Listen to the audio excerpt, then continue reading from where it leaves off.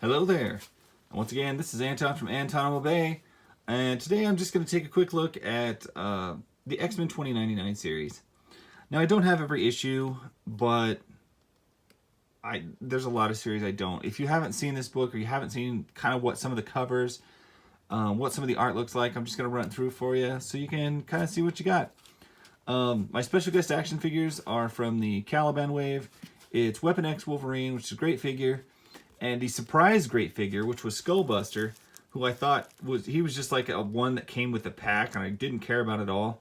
But when you switch the Reaver head that they give you and stick that on him, he magically becomes like one of the coolest figures from the wave. I was super surprised by how much I like him. Anyway, so here we have issue number 1 and 2, 3. I always thought this dude looked like Gambit. He's totally not. I think his name's Mean Streak.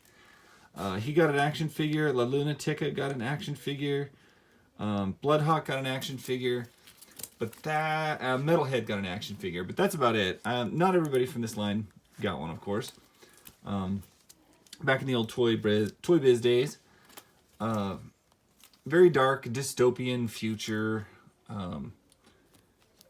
Just full of strange technology and strange storytelling, and I know these books came out in the 90s, and the art and the look has a lot of 90s feel to it, but if you ever watched like old weird sci-fi future stuff from the 80s, that's what the 2099 universe always felt like to me. Was this is actually just feels like some sort of 80s movie brought to comic book phase, and I totally like that. Oh yeah. Junk Pile, I think was his name. He got a figure too. Remember that? The art was fairly average. It wasn't anything like super special to write home about. The writing was decent. So, I mean, that wasn't like super amazing. The series didn't last long. It wasn't as popular as some of the other 2099 titles, which I would have thought that it would be because it was the X-Men.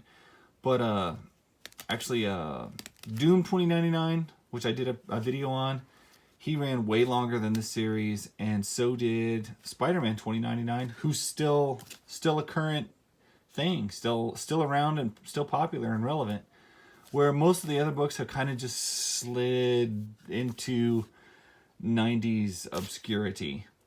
But if you ever see these in a quarter bin, a discount bin, you shouldn't have to pay much for these. They're not that great, but they are still cool enough to be interesting.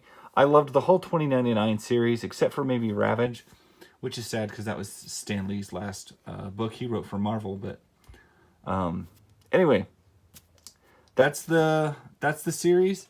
Check it out if you see it. That's my story. I'll catch you guys later. Bye.